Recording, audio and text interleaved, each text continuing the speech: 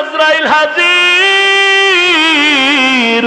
গুনাহগার নাফরমান তাকায় দেখবে আজরাইল এত বড়, নীল নদের মতো চোখ, মাথা আসমানে পা জমিনে, এক হাত মাশরিকে আর এক হাত মাগরিবে, দাঁতগুলো বড় বড়। বেঈমান নাফরমান দেইখা কলিজা উল্টায় যাবে, চোখগুলো উল্টায় যাবে। সাত দরিয়ার পানি পান করাইলো পিপাসা মিটবে না।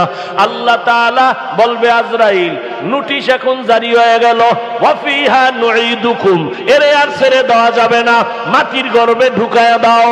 এরপরে ওরে মুআযা বুঝাবো। আল্লাহর অর্ডার পেয়ে আজরাইল এখন রুহুটা নেওয়ার জন্য শরীরের উপরে ভর করে, রুহুটা পালানো শুরু করলো, যেতে চায় না, যেতে চায় না।